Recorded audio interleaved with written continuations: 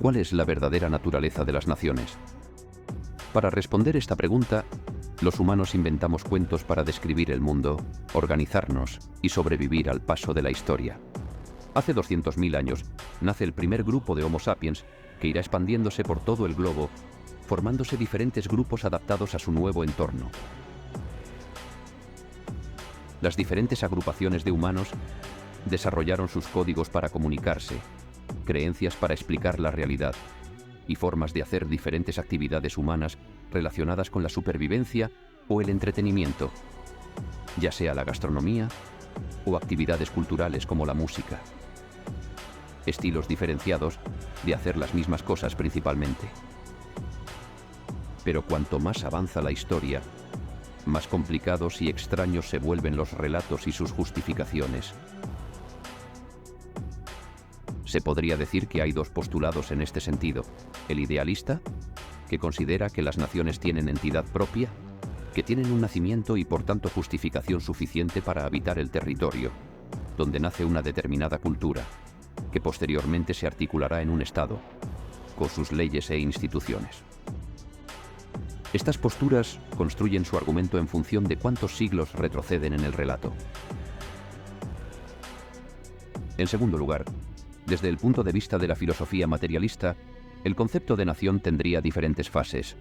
La nación biológica, entendida como el nacimiento biológico de los individuos. La nación étnica, que representaría la unión de un grupo de individuos en base a unas costumbres o particularidades comunes, a la que podríamos referirnos como una tribu. La nación política, que surge de voluntad de soberanía de algunas de las tribus anteriormente mencionadas, es decir, es necesaria la conciencia y voluntad de los individuos de un grupo para constituirse en un Estado soberano. Por último, la nación fraccionaria supondría la conciencia y voluntad de un grupo dentro de una nación política, a separarse y conformar una nueva nación política. En el caso de Palestina, según los israelíes, o mejor dicho, de algunos sionistas, las 12 tribus de Israel se organizaron en lo que hoy es el Levante palestino entre el año 1200 y 1000 a.C. Es decir, según el Antiguo Testamento, llegaron primero a dichos territorios. Esto supondría la existencia del derecho del primer ocupante, algo que no se contempla en ninguna legislación internacional. Durante el primer y segundo siglo, el Imperio Romano expulsó a casi todos los judíos, iniciando la diáspora. Desde la caída de Roma, lo que hoy es conocido como Israel, fue un territorio habitado por árabes y, en menor medida, judíos y cristianos. Posteriormente, en 1881, se inicia la primera oleada de inmigración judía a Palestina, motivada por las persecuciones a las que eran sometidos los judíos en Europa. Allí compraron tierras a los otomanos y a terratenientes árabes.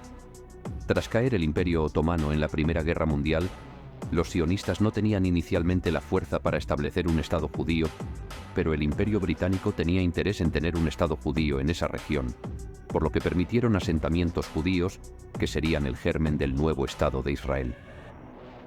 El 29 de noviembre de 1947, la ONU dio por concluido el mandato británico sobre Palestina y estableció un plan de partición del territorio que creaba dos estados independientes.